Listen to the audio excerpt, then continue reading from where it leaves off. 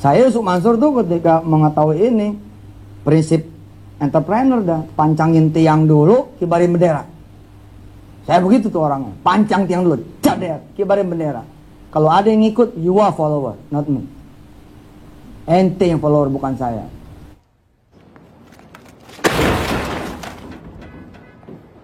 Saya juga sama, bila itu dijual di multi level kita, lihat 100.000 juga. Nggak ada yang berubah, nggak jadi 200. Bila barang yang sama, harganya lebih gede, dan nggak masuk akal, buruan tangkap kalau jadi pemerintah. Satu lagi dapat sepeda, ikan teri, ikan lele, ikan paus, ikan teri, satu lagi. Ikan kontol. Kenapa?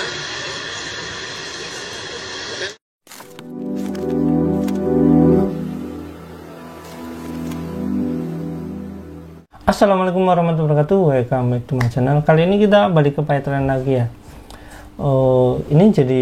Video ini jadi satu, bukan investigasi sebenarnya. Ini jejak digital menjelaskan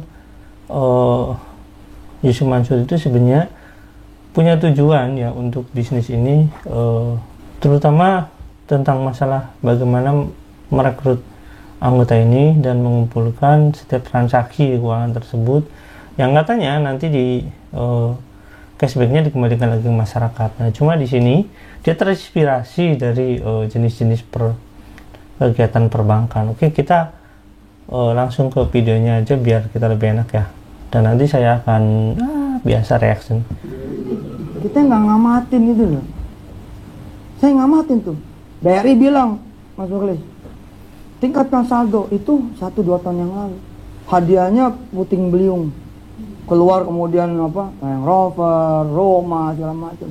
Tapi baru kemudian saya merasa gitu, celing gitu, ketika kemudian dia bicara tingkatkan saldo. Tapi, aduh nih, kemarin tingkatkan saldo, terus yang sekarang pakai, bukan tingkatkan saldo lagi, tapi pakai gitu. Gunakan kartu kredit Anda, gunakan lain-lain. Ayo gesek sebanyak-banyaknya, dapatkan hadiah ke Singapura. Oh, saya bilang ada apa ya? Ternyata ada bisnis payment di situ. Ada passive income, apa disebutnya itu? Ada payment bisnis di sini, payment gateway. Kemudian bisnisnya ternyata menarik sekali. Ini lebih kurang 340 triliun. Dan setiap tahun cenderung naik, apalagi kalau kemudian nanti kita sudah digital.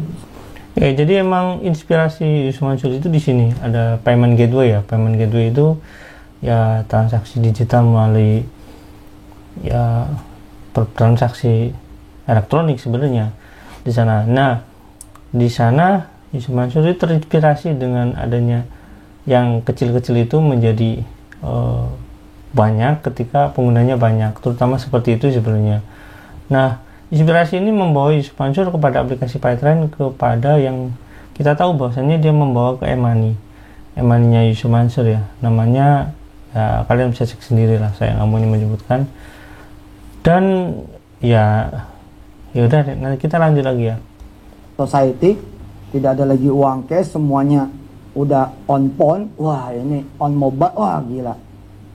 Besok nanti tanam di mata Pak, ngeliat doang ini tol lewat gitu.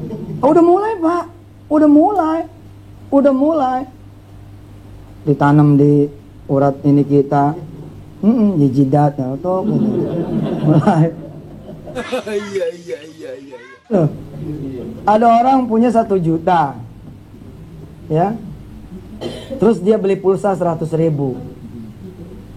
Kalau dia punya saldo 1 juta, dia beli pulsa 100.000, saldonya tinggal berapa? 900. Terus dia beli pulsa lagi 100, tinggal berapa? 800. Dia beli pulsa listrik sekarang 300.000, tinggal 500. Terus dia tarik saldo nih, atau dia kirim dulu deh ke adeknya di Jogja 200.000, tinggal 300. Dari 1 juta ada berapa transaksi nih? 1, 2, 3, 4 transaksi. Terus yang terakhir dia lakukanlah transaksi yang kelima, narik tunai. Tarik tunai nih 200.000. Munculnya di layar apa? Saldo Anda tidak mencukupi. Kita bingung dong. Ini gue yang nggak sekolah, apa si ATM yang nggak sekolah nih? Pulsa gue cepet-cepet. Berapa tadi listrik? 300. Gope. Terus gue ngirimin 200 ke Jogja. Tinggal 300 nih. Nah, coba cek lagi. Cek saldo. Keluarnya apa coba? Apa kalimatnya? Nggak percayaan loh. Itu munculnya.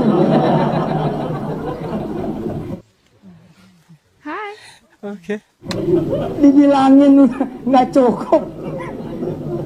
Yang tidak dimiliki sama orang pengetahuan di industri kecil ini. Ini recehan banget nih industri, tapi 340 triliun.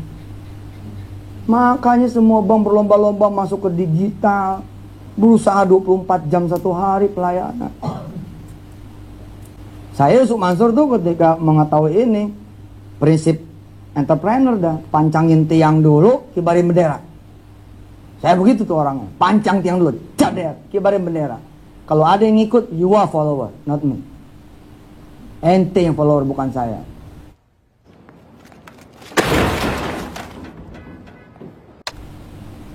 Ketika kemudian ketemu gedebuk, biarin aja. Yang penting gue udah pancang tiang, kibarin bendera, bahwa saya masuk di industri ini. Fee-based income-nya 340 triliun.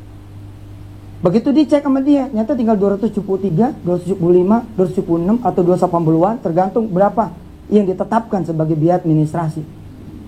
Recehan itulah yang Paytrend kelola. Lalu saya bagi-bagi kepada seluruh orang yang terlibat. Oke, bagi-bagi kepada seluruh orang yang terlibat. Yang 15 miliar itu ya mungkin ya. Kita jadi bingung ya. Ada sebelumnya katanya Paytrend dijual. Dana kelolanya 1,6. Nah, kita nggak tahu itu apakah Paytrend Asset Management atau Paytrend ini, karena dua-duanya namanya Paytrend, cuma ada kepanjangan yang satu ya. Nah, ini menandakan bahwasannya kalau misalnya kita lihat sekarang ya, itu Paytrend kan kita tahu Paytrend itu yang karyawannya ada yang nggak dibayar katanya, sampai ya saya nggak tahu berapa bulan itu dibayar, yang jelas sekian miliar katanya gugatannya, dan itu pasti sangat berat pastinya ya. Terus sekarang posisi Paytrend kalau misalkan kita lihat di Play Store cuma 1 juta, sementara Yusuf Mansur bilang 5 juta sekian. Yang 4 juta kemana? Pada pergi kali ya. Nah, itu menandakan bahwasanya ketika growth-nya ternyata nggak ada berarti perusahaan itu mengalami collapse ya, dalam breakdown-nya itu. Tapi ya terlepas dari itu, emang inspirasinya dari sini Yusuf Mansur. Dan yang paling penting buat dia itu mancangi bendera dulu katanya, nancepin bendera.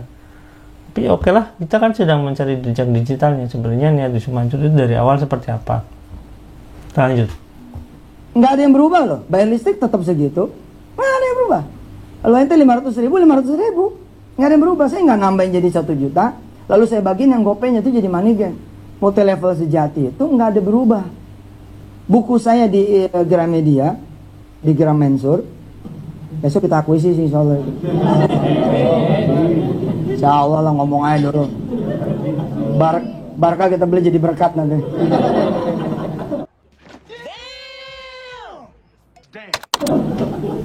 Buku saya, bukunya Mas Muklis, yang judulnya apa? Besok ini coming soon.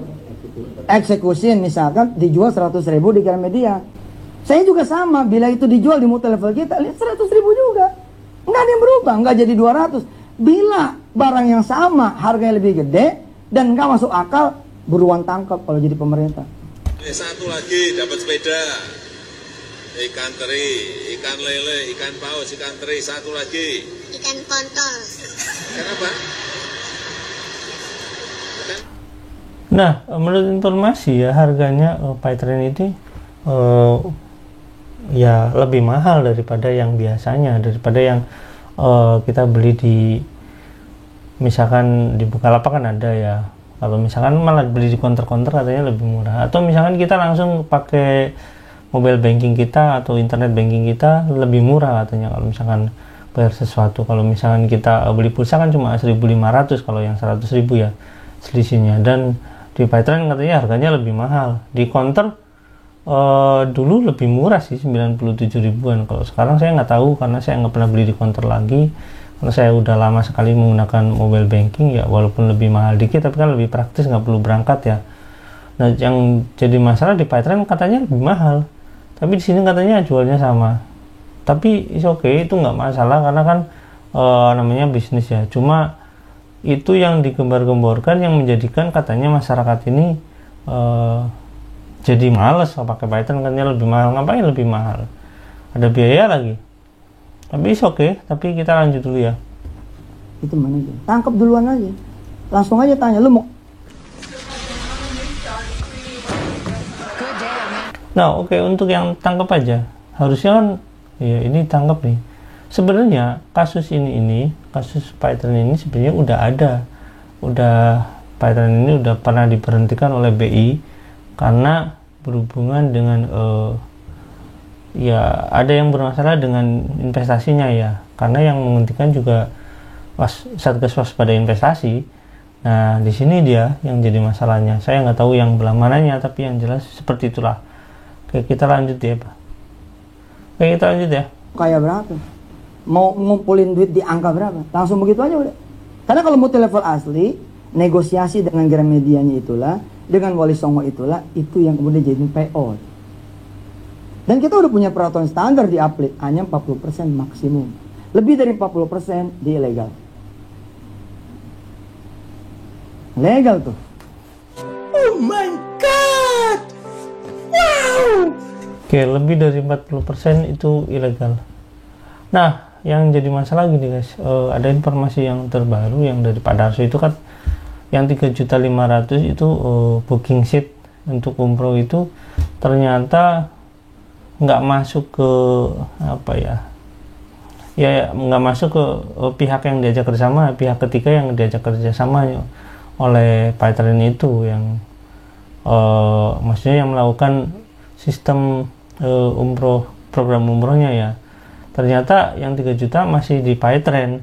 Dana yang disetorkan teman-teman Paytrend 3,5 juta itu sebagai booking seat bukan berarti diserahkan kepada Paytrend, serahkan kepada ikhtiar umroh ya? Tidak ya? Tidak. Jadi dana itu tetap di Paytrend. Betul. Nah, terus sebagai booking seat.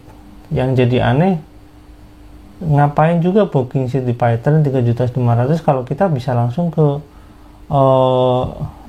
kayak semacam ya di bank, di Mandiri kan bisa ya ada program umroh, di beberapa bank, atau misalkan BRI Syariah kan ada program umroh, dan itu tabungan umroh ada di BRI Syariah kayak gitu. Ngapain juga kalau misalkan kita harus booking seat di Paytrend dan ternyata uangnya nggak masuk ke penyelenggara program umroh tersebut. Ternyata uangnya masih di Paytrend, cuma dapat booking seat yang bisa diteruskan ke si pembuat program umroh tersebut.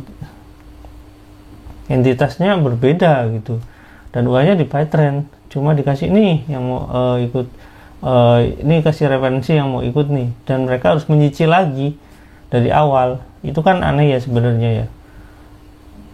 Dan mungkin masih banyak lagi, kayak misalkan Paytrend yang titanium seperti itu, ada yang katanya diteruskan melalui program umroh terus tapi masih di Paytrend. Nah, kalau misalkan yang ikut titanium itu 20%-nya misalkan ya dari 5 juta itu, kalau yang ikutnya berarti sekitar 1 juta, bayangin aja uang 10 juta itu kali 1 juta nilainya berapa, dan uangnya kemana, pertanyaannya.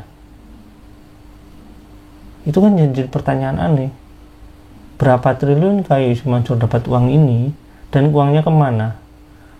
Nah, kalau misalkan modal seperti itu, yang dipertanyakan seperti itu, kalau misalkan uangnya ternyata larinya ke PT Inex yang merupakan perusahaan yang membangun Hotel City, dan ternyata belakangan ini kita lihat bahwasanya PT Viritas Internasional itu masuk dalam kepemilikan Hotel City, saham kepemilikan Hotel City.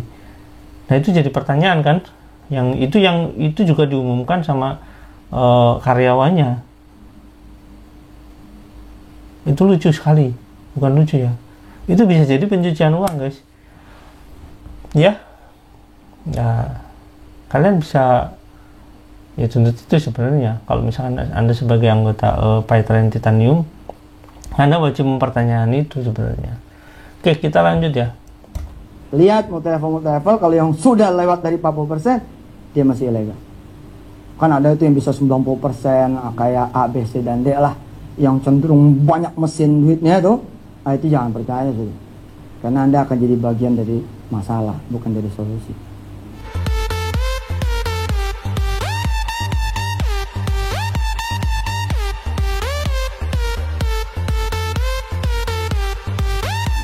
Tidak ada yang berubah. Yang kita bagiin, selisihnya itu, kita kan bagi Gramedia 55% misalkan. Maka 40%-nya jadi peon, 10% dan lain-lain sebagainya jadi kemudian biaya operasional kita. Atau dicadangkan jadi A, B, C, dan D. Ada yang berubah. Kenapa harus multi level misalkan? Iya, saya mah sederhana aja. Saya ngomong nih, buku Pak Pardi bagus banget. Buku judulnya Wisdom for Beginners. Ini buku bagus banget loh. Bagus bener buku ini. Oke, siap, ayo. Oke, bismillah. Ya, ini buku nih, bagus bener. Wah, top. Saya udah baca sedikit. Baru sedikit aja, udah lompat-lompat. Ketika ada tulisan di sini yang judulnya jangan sembarang beli waralaba. Dia mengisahkan di buku ini, ya sebentar doang. Saya termasuk yang speed reading, Pak. Saya nggak perlu baca sampai habis, begini doang nih, udah nggak tahu apa-apa. Masa iya gitu kan? Ada orang beli waralaba 40 juta, begitu katanya Kang Pardi. Ya, yang akadnya nggak jelas, coachingnya juga nggak ada, bimbingannya juga nggak ada. Ternyata orang ini mesti nyiapin lagi puluhan juta, 30 juta ditulis di sini. Bla bla bla bla. Oke, setelah saya sampaikan kepada orang lain, lalu orang lain katakanlah misalkan Mas Ihsan berhasil saya kondisikan untuk beli. Bahkan saya nganterin Mas Ihsan nih. Ihsan, gue goncengin Ihsan. Ihsan gonceng nih. Deng, sama-sama jalan Gunung Agung, Wali Songo, toko buku Karisma, Gramedia. Saya jalan nih. Ini kasir nih. Ini kasir, ya, mejanya gitu kan. Nah, ini Kang Ihsan, terus saya di sini. Apa yang terjadi? Boro-boro ngucapin terima kasih kepada saya. Maka kasir Gramedia akan ngomong gini. Kalau saya kemudian posisinya begini nih, ini sini. Kan ini teman saya nih. Maka posisinya rendengan gitu. Apa kata si kasir? Maaf Pak, ngantri Pak. Karena jalannya sejajar, maaf Pak, ngantri. Terus kita bilang, oh enggak, saya nggak beli, saya nganterin dia. Oh nganterin, itu doang, nggak dikasih apa-apa. Padahal Mas Ihsan bisa beli buku ini karena ada endorse dari saya. That's multi level. Begitu tuh multi level. Rahasia ini nggak kebongkar Pak, kecuali sedikit orang. Karena itu sedikit orang yang dapat bonus banyak. Ayo lu daftar jadi Phytren lu. Sombong amat. Gini ya, Phytren itu jadi skema Phytren itu udah lama. Skema MLM ya, skema MLM yang dipakai Phytren itu udah lama. Jadi dari dulu multi level marketing udah ada gitu, dan skema Ponzi itu yang diterapkan yang dulu saya lihat ada di Phytren itu juga udah lama, dan ini terjadi di negara-negara berkembang dan negara-negara maju malah. Di negara miskin malah jarang sekali terjadi karena ya sulit untuk berkembang ya, karena kan orang-orang di negara miskin itu boro-boro untuk membeli suatu barang, mereka dapatnya langsung dari alam gitu ya. Tapi oke, itu yang jelas kadang-kadang Yusuf Mansur Jumawa ya, emang wataknya mungkin Jumawa, tapi oke ya kita lanjut ya. Beneran bayar listrik juga kan, beli pulsa juga kan. Dapatnya apa kalau dari swalayan dapat 2M loh, nggak kasih Mas gitu, makasih Mbak, nggak dapat apa-apa gitu loh, nggak ada value lebih. Kalau Anda masuk ke supermarket A, B, C, dan D, ada satu supermarket saya tidak sebut namanya. Kalau Anda datang, masuk, dan tidak beli, nggak diomelin. Nggak diomelin.